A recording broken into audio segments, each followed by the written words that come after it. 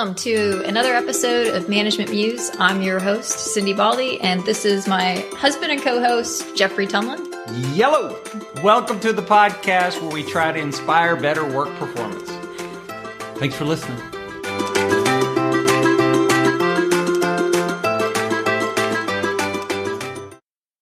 Hi, thank you for joining us at Management Muse. I'm Cindi Baldy, your host, and my co-host, Geoffrey Tumlin. Yellow. And today we're going to talk about incentives. We're going to build off of an article called The Folly of Rewarding A and Getting B by Kerr in 1975. So it's an oldie but a goodie. And then we'll bring in all sorts of other stuff as well. And so the main premise of this topic, and we'll probably go in many different directions, but to begin with, is this idea that in organizations, we often set up incentive systems trying to get a particular behavior, focus people on a particular set of behaviors. Well, we focus them on goals to get behaviors. And yet we oftentimes do it pretty poorly. And as a result, we set up an incentive program to reward for A, but we get this other unwanted behavior as they pursue B. And so that's where we're going to start today. What would you like to share? What story would you like to share today? Well, I think your favorite one is of this kind of A and B is organizations commonly say they want teamwork, but all of their reward systems and how they pay out and how they give praise is built on individual achievement. And so, I mean, we can go in almost any direction and find examples of that. But that's, I think, when I think about all of the many manifestations of misplaced incentives, that's one of the ones that I think is most common. There's one of the places that we work is kind of what I would call a quasi-governmental agency. And it's a bunch of researchers, and they're always encouraged to be a part of teams and, let's have great teamwork and let's build these wonderful, but all the promotion is based on, where did your paper get published and how much of a grant did you get? And there's no way, or they're not, in part, it's not that people in organizations do these things because they're stupid or they want to build all these catch-22s in place. It's that a lot of times it's easier to measure. Yeah, measurement is hard. Right. And there's a component with trying to measure teamwork as team that makes employees feel like they're not really in control of their own lives.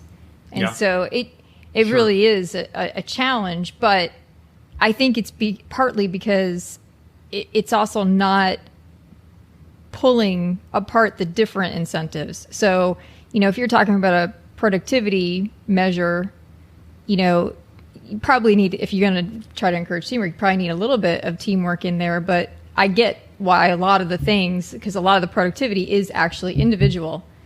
And so I get that. But if you're talking about promotions or some other incentive other than like an annual bonus that's based on performance, well, how you contributed to your teammates, how you contributed just socially, like, are you a drain socially or are you lifting people up? Those are the kinds of people who really ought to be getting promotions because they're actually looking out for the environment and looking out for the people in the environment. And, we generally want leaders who aren't just self-focused. So, I could see splitting it out, but I also understand that, organizations, they do some of these measures and then they get blowback. Yeah, it's tricky. I mean, you and I talk all the time about incentives are possibly one of the trickiest areas that we deal with. People are endlessly clever. And so you put in an incentive to try to, prevent people from maybe having a negative behavior or just even put in an incentive to try to get a behavior you want. And they'll find a way to game it. And it'll be a way that, you sat and you tried to think, about all the negative ways that this incentive could be used. Yeah. And they'll come up with a path. And I actually find that inspiring in some respects. Like, sure, I don't like it. It's very hard on the incentive part, but it's inspiring in terms of how creative people actually are. And so, you don't just set your incentive plans and go, because to some degree it's an experiment, and you have to set them and then let them loose, and then, look for the unintended consequences, see how they're actually applied, and make adjustments accordingly. Yeah. Yeah. I mean, Netflix famously had their travel reimbursement was like a one sentence. All their policies were, do what's in the best interest of Netflix. That was their travel reimbursement policy. Just, that one sentence. And it's nice to think, okay, sometimes we can make this simple for certain things. Mm-hmm.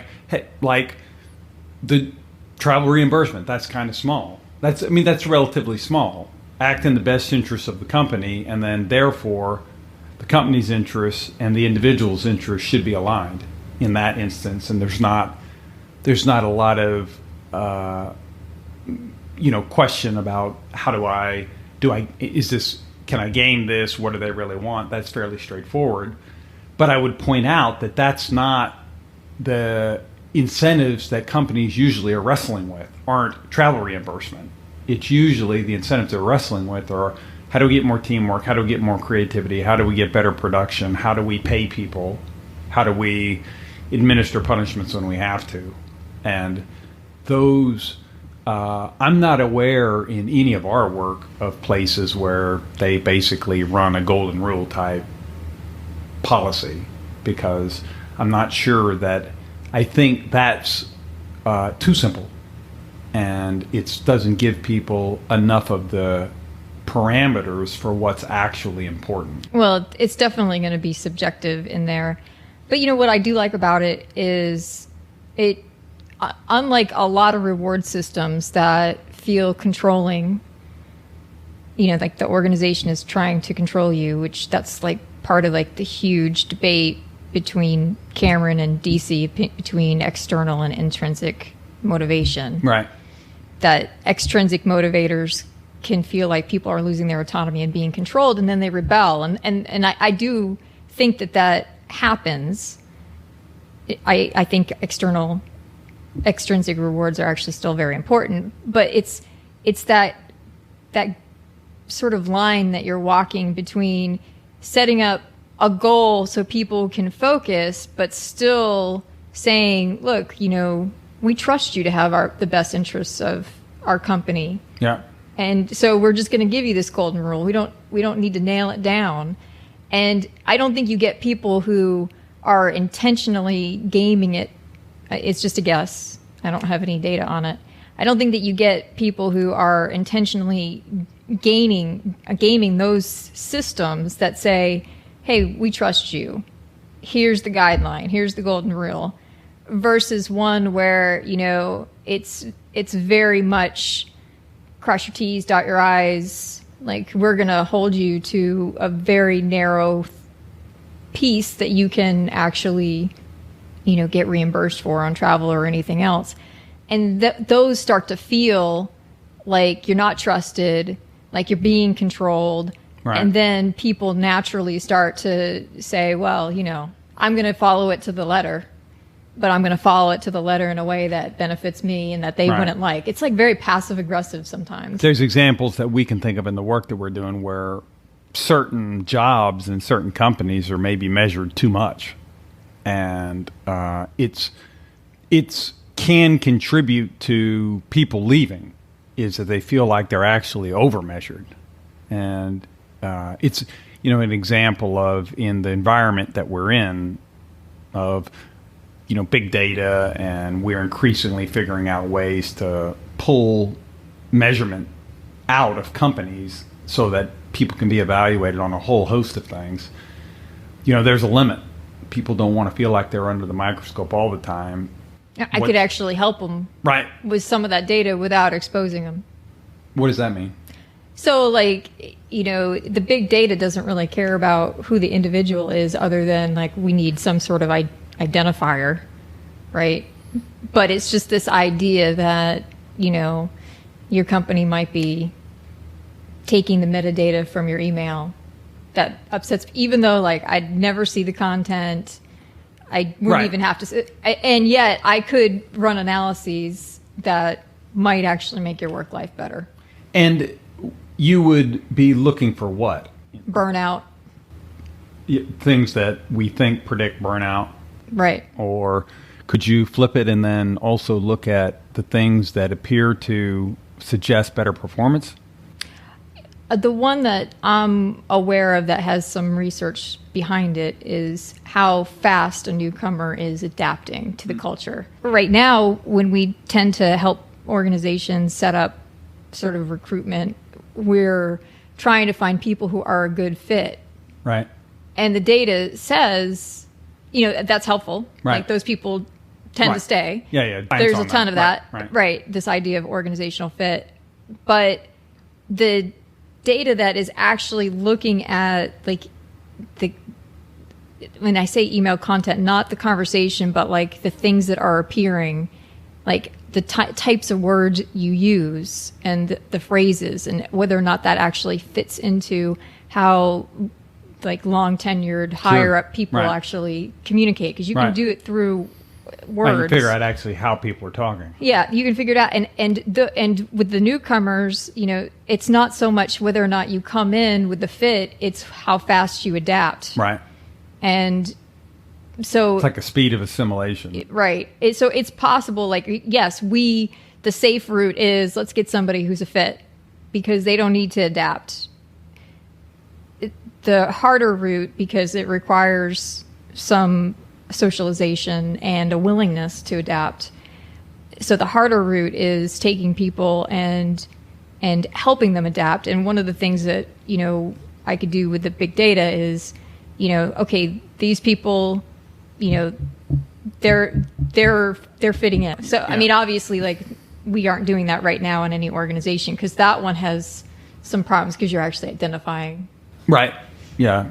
Yeah. You have to have an organization that's willing to be watching or identifying the people coming in. Right. So, like, financial institutions sometimes watch the emails more so because, like, the laws allow them to do that. And actually, they're somewhat responsible for that to try to find wrongdoing.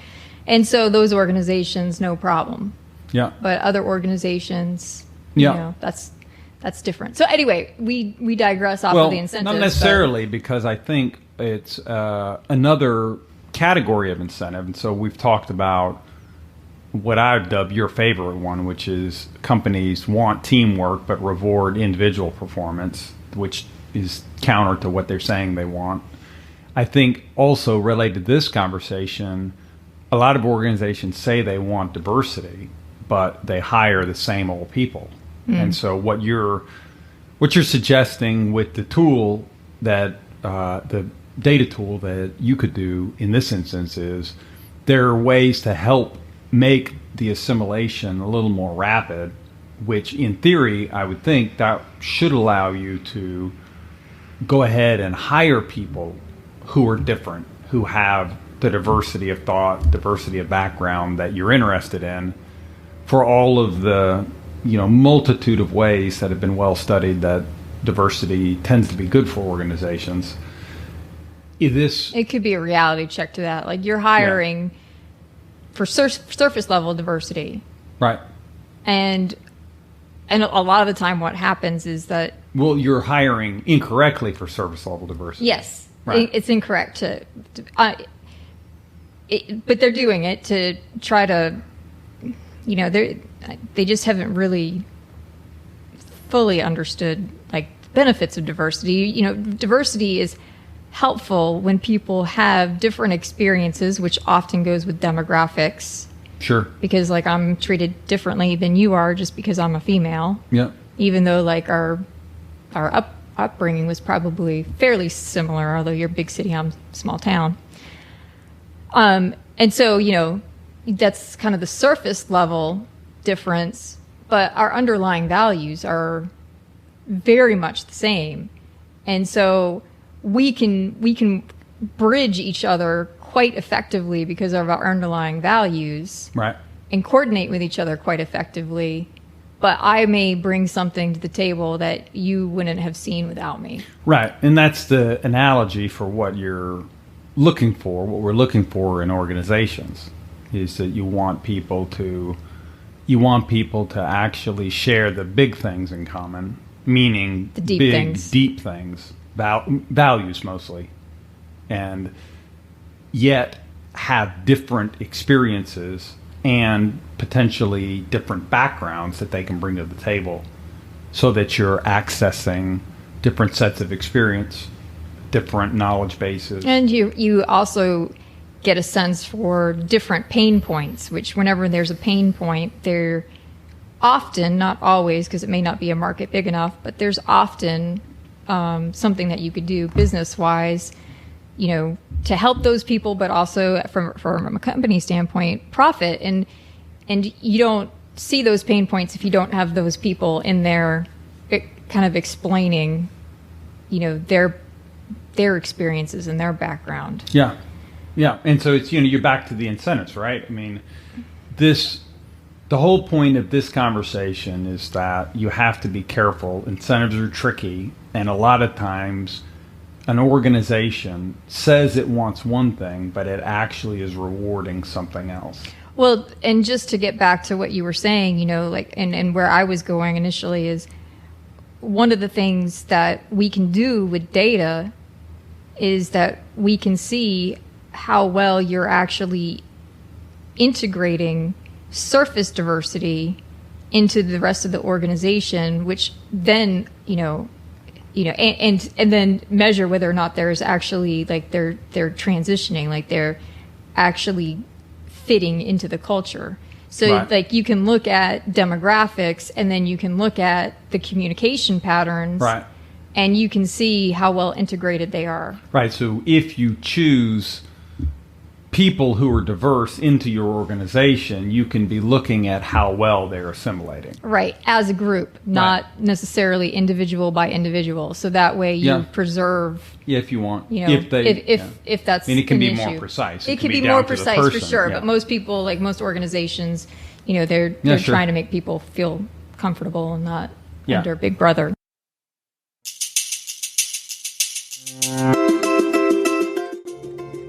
Hello, Musers.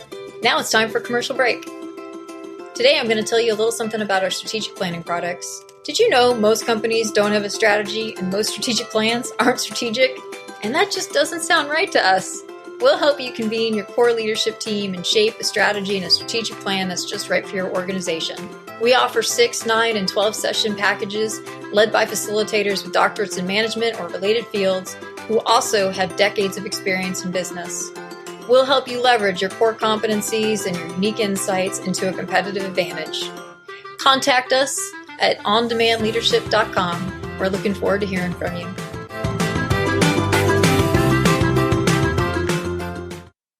We're not in this conversation. I mean, this is run out of the gate pretty fast into nuance of, obviously not all measurement is bad. Measurement is good. And we're in an environment where there's a lot of amazing, relatively new ways to measure things. Yeah. But you have to be extra careful about how you're measuring and what you're measuring, and then the fact that in organizations, a lot of times what we're measuring is people, especially this conversation, our own people. Mm-hmm. And we have to be careful not to make them feel over-scrutinized or over-measured, but try to bring as much sophistication to the way that we're looking at what's happening in an organization to try to help the people inside and the organization itself achieve whatever its higher-end objectives are.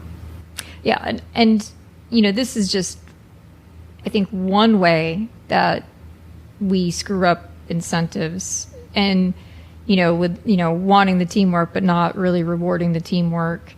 And then, I started to get into it a little bit with, how you might split out measuring teamwork measures versus individual measures. But, I think that, so in there, in this, not only very rewarding for like the wrong thing, I think we're also like sometimes co-mixing things together. And that is also, messing up our organization as well. And so, and this is another one of my favorites. So you've heard this before. This cost of living used as merit. That's just not. Those are two different things. It's troublesome for an organization to put those together, and many do. But like cost of living is, hey, we want to basically continue to pay you what we've been paying you, reflecting the fact that inflation is rising, and so because you're here for another year, you're getting 2%, and that should be separated from you're an extraordinary employee, like you're above average, and those two things should be separated. But right now, because they're commingled, most managers don't want to actually give you the feedback that you're just an average employee, because they're actually going to be financially harming. And so what you see in a lot of organizations is these performance evaluations are not reflective a lot of the time of the people and what they're contributing to the organization, because extraordinary should be extraordinary. And that causes all sorts of cascading effects down the line, because if you have a performance system where people are where the managers feel like they basically have to give everybody 5 out of 5, and then there's a problem down the line with this person, well, they never actually get the feedback. Right. Yeah, I mean, you're saying people are doing that because they feel like, oh, we're in this city we've lived in, stuff has gone up so much, I can't hurt people. I only have one bucket to give from, and so I need to give them their max. I need to give the max percent because that's just covering cost of living. Right. Yeah. So there's a lot of things in there. It's the commingling, which I know you don't like, but there's also then it's just inadequate, right? If the cost of living has gone up 4% and all I can give is 5% max for this whole double bucket of cost of living plus merit, then basically... Yeah, that's a different problem, but yes. I've got a 1%. That's what the organization is offering up for excellence, 1%. You have to be careful, right? Because there's some places where we've been where they're giving bonuses, and the bonuses are like tiny.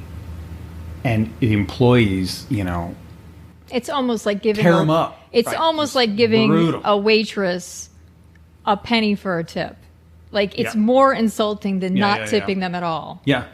Yeah, I know you like to beat up on appraisals a lot. Well, appraisals are just hard. Like that whole system isn't, and it definitely goes with the incentive. And so I'm not beating up really on HR like they're doing something wrong, because we just haven't really found a good way. Although you would say that's wrong. It's wrong. It's wrong, but we also don't. And so that one I don't like, but I don't often tell if I'm not asked, I don't butt this in. But a lot of how we evaluate employees is flawed. We know it's flawed, but we kind of don't have a great way to do otherwise. And so, like just this idea that we're paying for people's time in a chair. Yeah. I mean, some people do a lot while they're in that chair, and some people don't do much of anything when they're in that chair. And the way that we're rewarding or just paying, we're not able to differentiate those things. In some instances.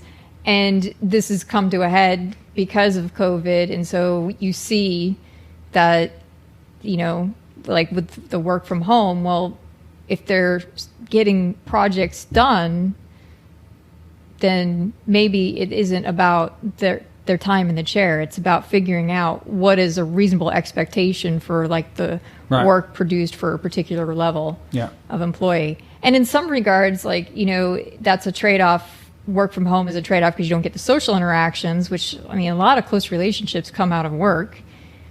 But the benefit of that is like something that I saw last week with somebody I was coaching. You don't get sort of this social penalty. So I was talking to a manager last week, and she just hired somebody brand new, and she's really a go-getter, and she's very smart. The new person, very smart, figured out things very quickly, and she's just, way overproducing compared to her other cohort members. And so they're getting mad at her, and they're trying to socially penalize her. What's that old study? Hawthorne. Is it Hawthorne? Hawthorne effect, yeah. Where the sewing ladies. Everybody's like, you need to slow down. Yeah, that's exactly what's happening right now. Nice. And so, like, the nice thing about work from home, one of the benefits of remote work is, the manager can see the difference in work productivity, but you don't get the social penalties that are happening. Yeah, very interesting.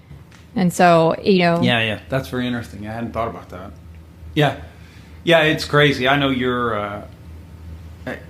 other... We should probably devote a whole podcast to this idea of making the appraisal systems better and the things we can do. But I hate to leave this topic without letting you hit your other whipping boy on appraisals, which is separating development system from appraisal systems. Well, that is what I'm talking about. Like, you can't... But you started this with cost of living. Right. But if cost of living is your merit increase, then you really can't give the developmental feedback. Right. You can't do... If it's commingled and you're going to give everybody the cost of living, then you have no merit. Right. Effectively. You're right. Yeah. Exactly. Yeah. Go ahead. And so don't mix them, because basically, like, again, it's...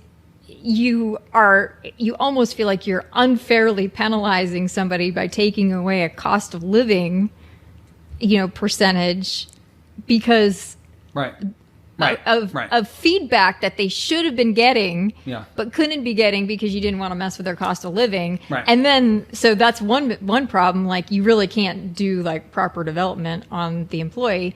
And then the other problem is that employees who are actually problems aren't getting the feedback either. And so then when like there are complaints against them and then it comes up to HR and, the manager's like, well, this person is a nightmare. You pull out the performance review and they have 5%, all top 4%, ratings. 4%, 5%. And then HR is like, this makes no sense. Yep. And so it's a nightmare. Yep. And definitely, you may have to experiment a little bit, but those two should be two different things that are going on in an organization. Yeah. And one of them should be very, very hard to get. The actual merit should be for above average. Right. And, basically, as long as they're happy with you coming into work, you should be getting a cost of living. Presumably that inflation has taken place, which that has been low in recent years, but it's probably going to catch up soon. Yeah. All right. I think that the other thing that I would say about this sort of like this idea of or caution with this idea of rewarding people and trying to get one behavior and not necessarily getting it. Not necessarily that you get B, but that you're just not getting actually the behavior you want. And that leaves a lot of people scratching their head. And there are a lot of theories out there that could help you explain it. But one that I see, I think, a lot is, organizations sometimes have a tendency to start blaming their customers. Like there starts to be an oppositional relationship between members of the organization and their customers. Usually, but not always, because there's been a decline in customers. And so they start to blame their customers. Unfortunately, you're blaming the customers who stayed, so you're literally blaming the people you shouldn't be blaming. But there becomes like sort of this adversarial relationship. And of course, like we've seen it in some of the places that we're at, you know, the CEOs are like, we can't do that. So we're going to put in sort of these customer love campaigns, you know, where customers can identify like a really great employee, and then there will be some reward tied to it, which may or may not be enough to actually get behavior. But even if it is enough to get behavior, you know, yeah, that you put in the incentive, which means that you should be focusing your people on actually taking care of and being nice to the customer. But then they hear the different levels of the organizational leadership talking, and they're making fun of the customers. Right. And so again, like you have the difference between a pay system and a social system that's happening. And the social system has to get in line with the pay system. And so if you really want your employees to treat customers with respect, then you actually, all the way down, not just like the CEO, but all the way through the organization, those leaders need to actually be talking about customers with respect. Yeah. I was thinking about another kind of incentive. So some of the ones that we've talked about are want teamwork but reward individual performance, want diversity but pick the same old people, want to be encouraging merit and excellence but wrap it up in cost of living, and so we're not doing really either well, want to give our customers love but make fun of them. And then another one that I thought is one that we see quite a bit is organizations say they want new ideas and experimentation, but they do a couple things. Number one, they just milk the old.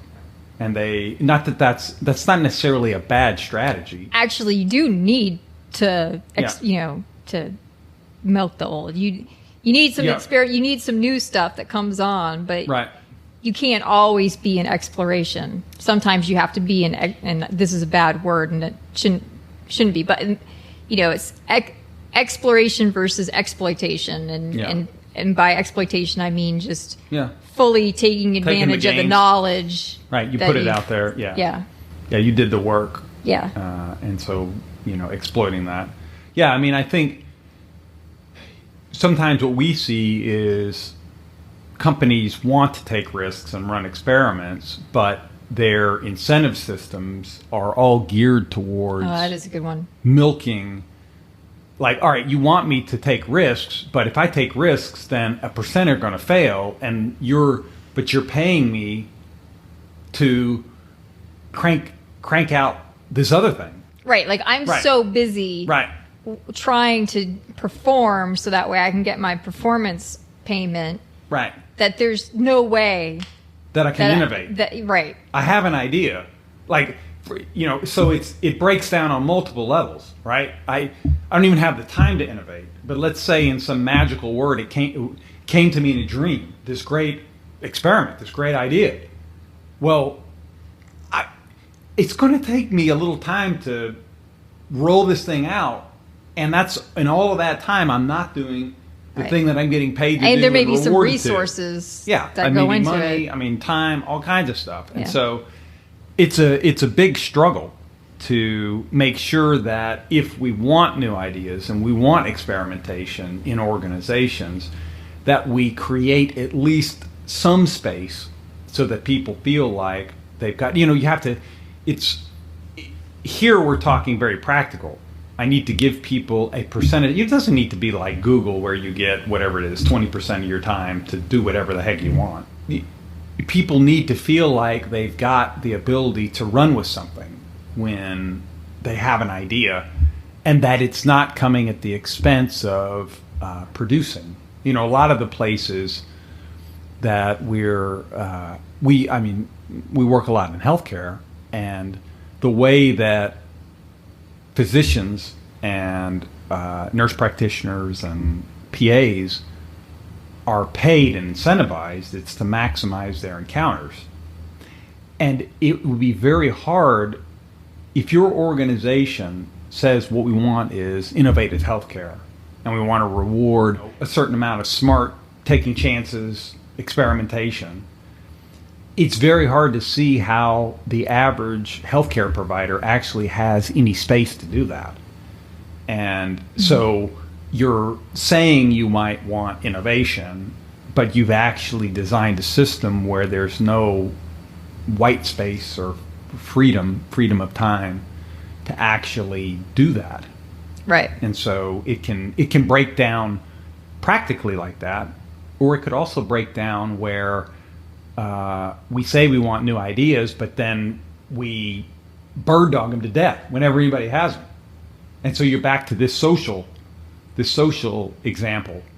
Yeah, we want innovation. And then you're in a room and you bring something up and people are like, oh my God, that's the stupidest thing I've ever heard of.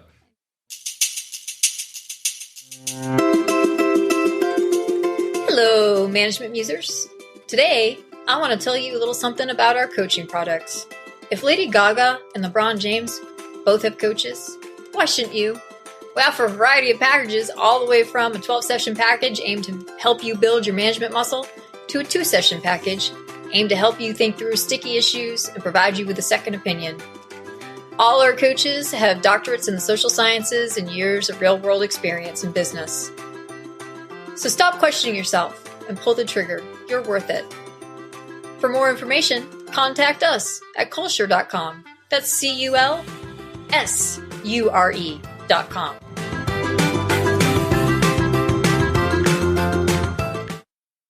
I mean, some of the craziest ideas have been the ones that ultimately lead to some pretty great, outcomes. It's one of the challenges of innovation is you actually have to have almost a full 360-degree structure that encourages it, because that's why innovation is high failure. A lot of the ideas that actually are awesome sound stupid the first time you hear them, and you take a bunch of tired, overworked people, and it can be very hard to suspend judgment and think something through. And so I put that one as another kind of challenge of, we say we want innovation and experimentation, but a lot of times our systems don't create the structure, the different mechanisms we need. Time for people, a tolerance of failure, and a willingness to kind of suspend judgment, at least in the early phases where new ideas are most vulnerable to getting blown up. Yeah, I think that the last one that I would bring up that is always kind of top of my mind is we hear a lot with organizations, and they want to attract women. They want to be supportive to women. Yeah, that's a good one. But that right. So you got to be here at 7, and right. Our meeting starts at 4:30, and it won't be done until 6. And so the hours make it Right. almost impossible for somebody with kids. Right. But also, like, if it's one that's based on productivity measures, if you want to encourage women to be there and feel welcomed, then probably your productivity measures need to reflect if they're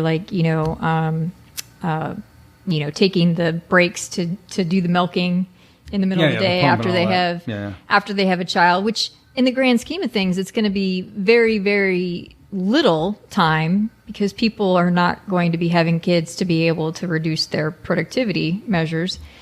And so, it's a small hit in terms of sort of like the goals for the organization for productivity. But if creating a place where women feel like that they can actually work and be effective while also being a woman and having kids, then that's the kind of inconsistency that you want to work out. And there's also that social stigma that happens, a lot of women will literally take less money for a job, which is one of the reasons why we have the pay gap. And they'll justify it in their heads that they do that because they want to be available when possible for their kids, or because they want to have kids and they want to take the maternity leave and so forth.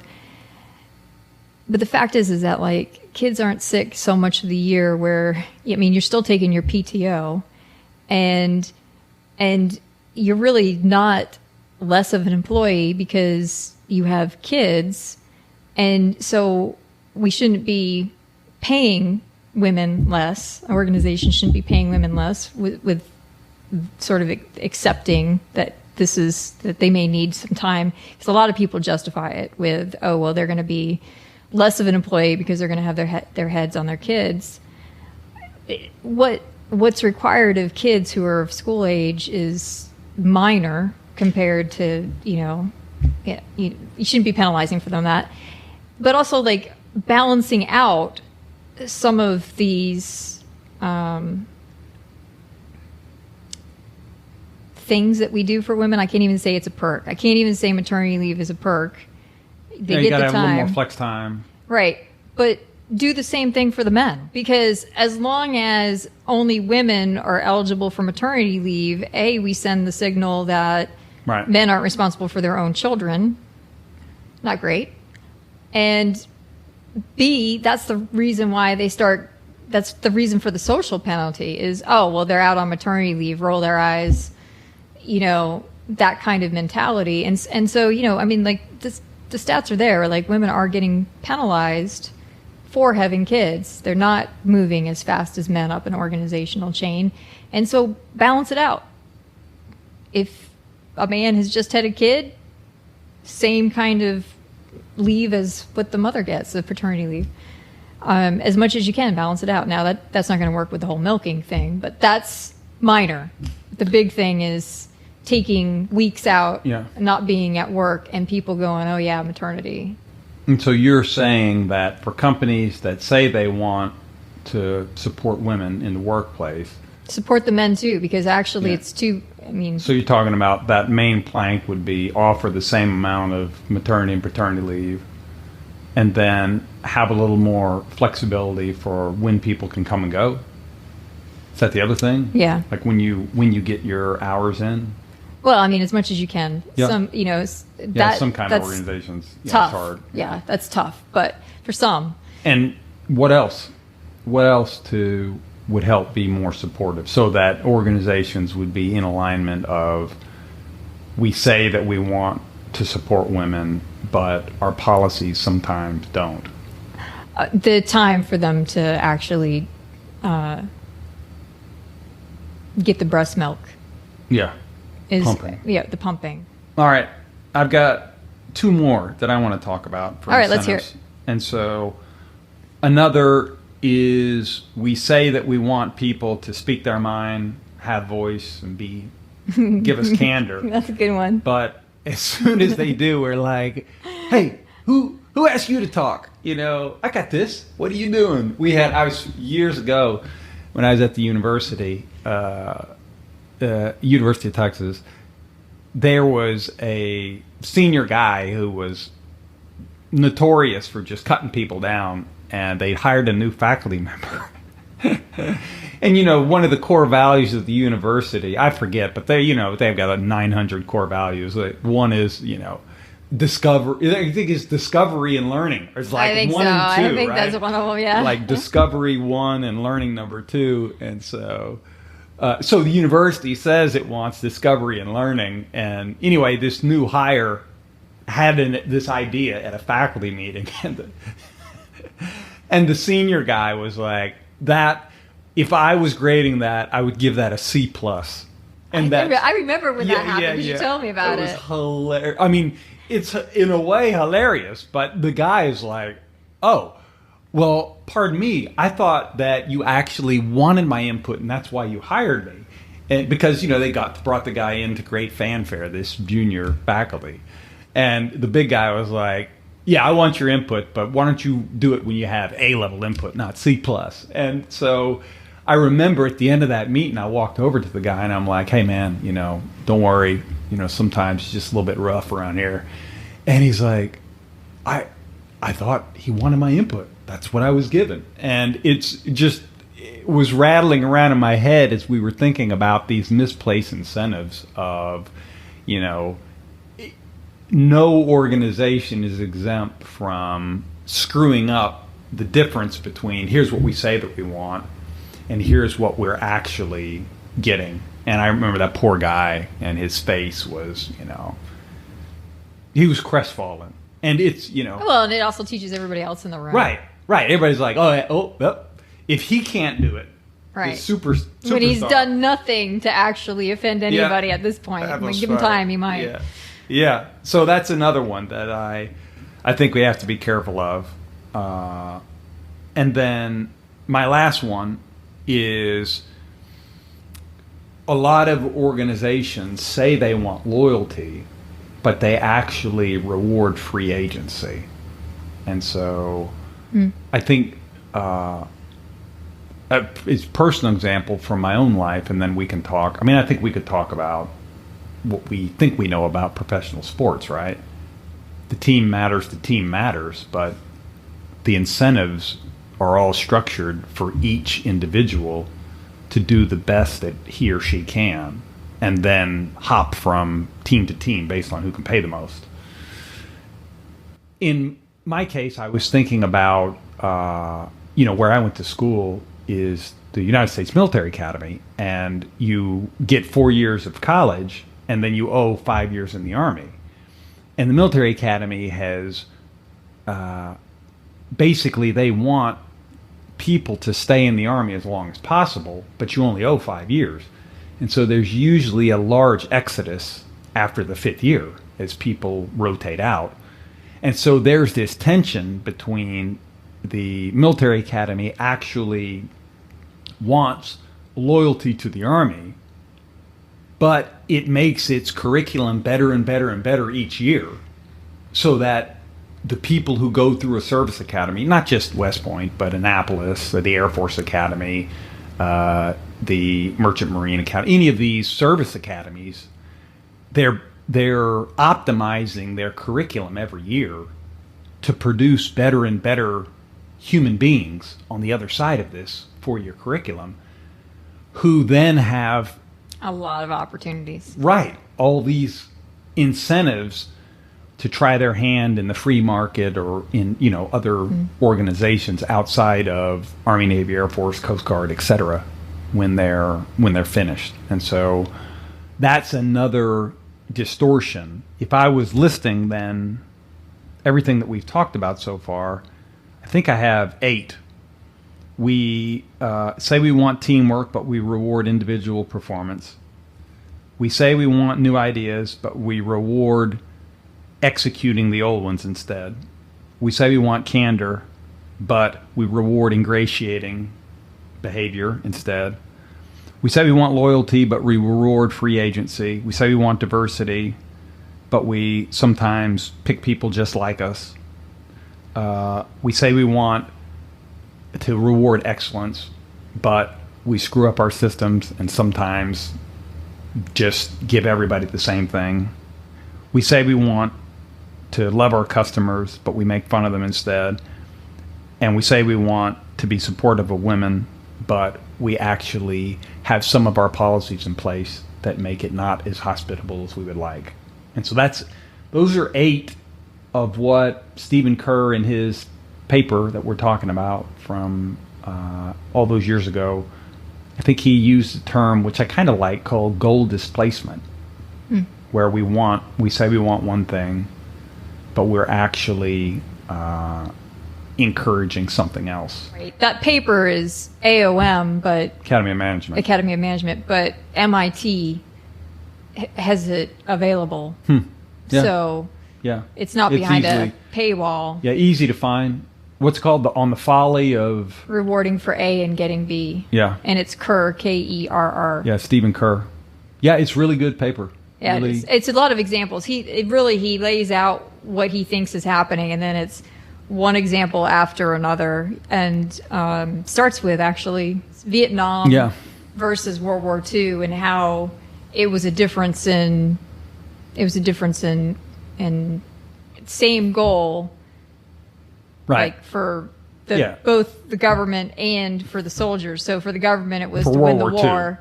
Yeah. But even in Vietnam, the goal was win the war, and then for the soldiers, it was get home.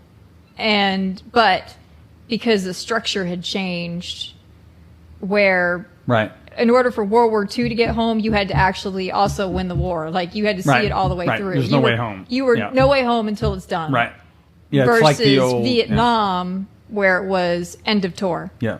And so then it's totally gaming the system. Right. I just need to survive till for so long. 12 or 13 months, I forget. Yep. A year or 13 months. And it makes sense because for both cases, I just want to get home. Right.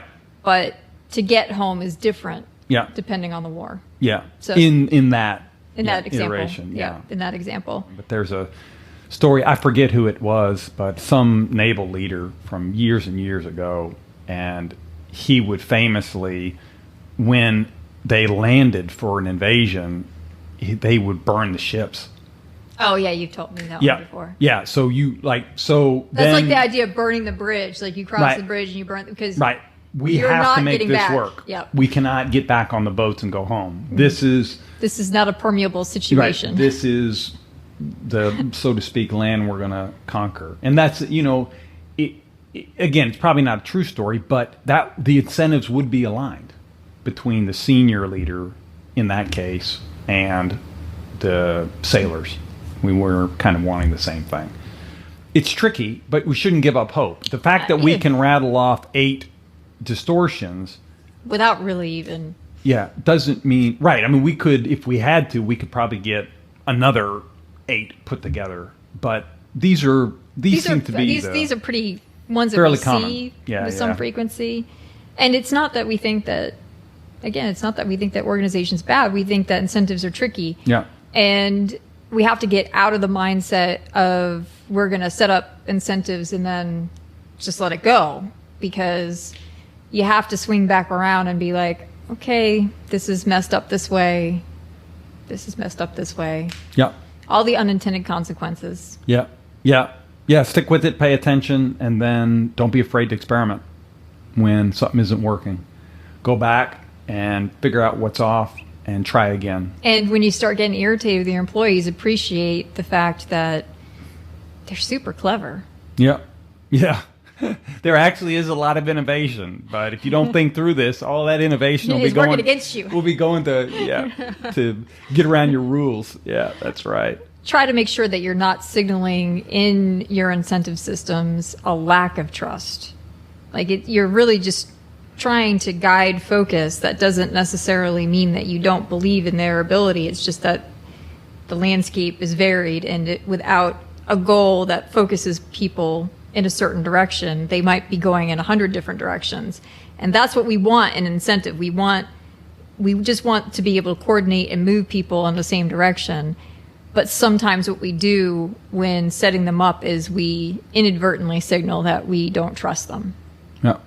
All right. That's good, Del. Thanks for the run through, and thanks for everybody for listening to Management Muse. Hope you're doing great. Thank you. And we'll see you next time on the old Muse. Bye-bye. Bye-bye.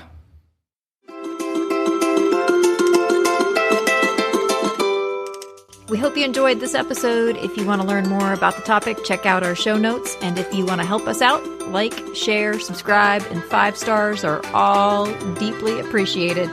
See you next time on the Management Muse.